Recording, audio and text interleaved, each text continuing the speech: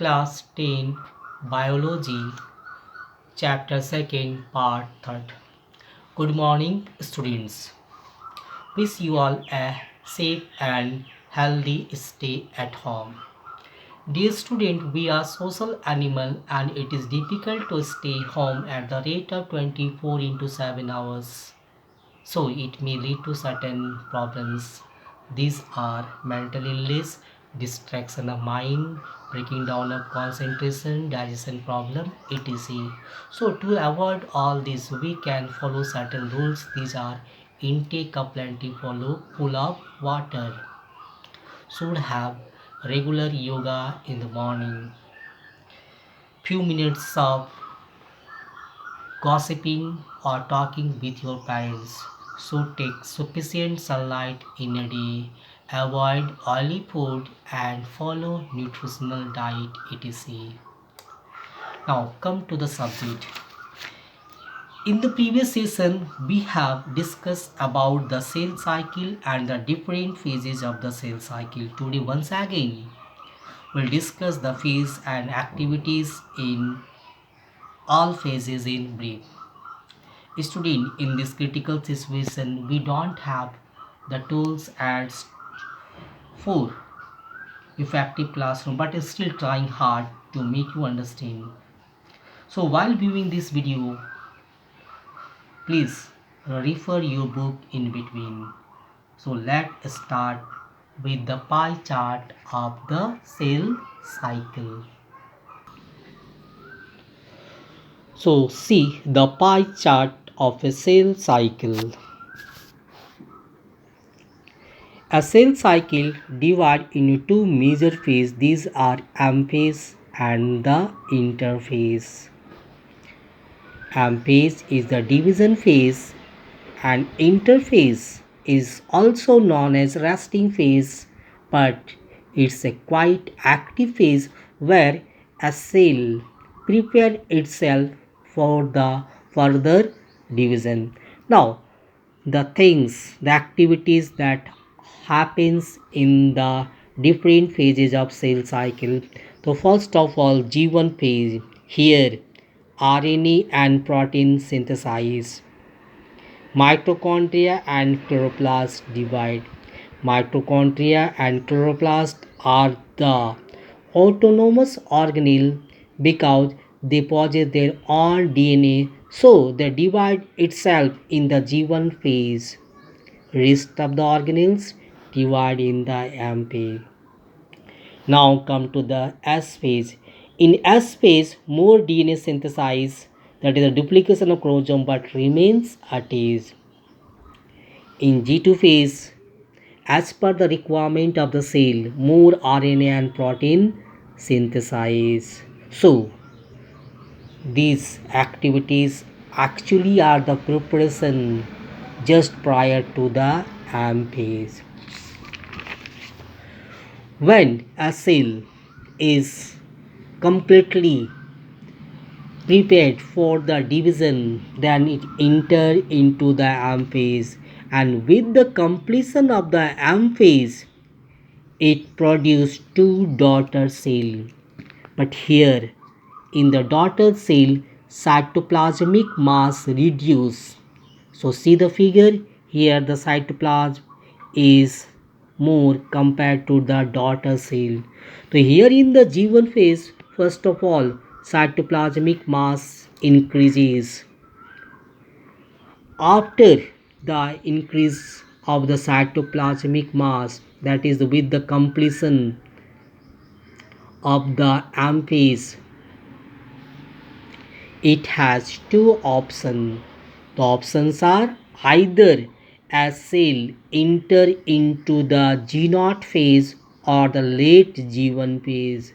So what is G0 phase? G0 phase or a phase when a cell where a cell do not divide but are metabolically active and can carry out all the particular functions that are metabolic activities.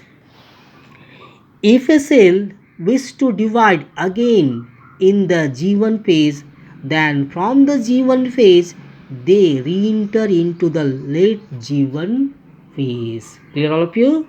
Once more, if a cell wish to divide again in the G0 phase, then the cell from the G0 phase re-enter into the late G1 phase.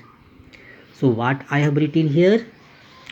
With the completion of activities in the interphase, when a cell enters into the M phase or mitotic phase, it initiates division, and with the completion of division of single parent cell into two daughter cells, it again re-enters into the G1 phase of interphase. But here it has option in early G1 phase that either to enter into the G0 phase or late G1 phase. If a cell do not wish to divide, then it enters into the G0 phase, otherwise into the late G1 phase. So cells that enters into the G1 phase have less cytoplasmic mass, but this cytoplasmic mass increase in the G1 phase. Now, what happens in the synthesis phase? We have studied that in the synthesis phase more DNA is synthesized, but how this takes place? So this is a new topic, that is the formation of new DNA, and this formation of new DNA is known as duplication or replication of DNA.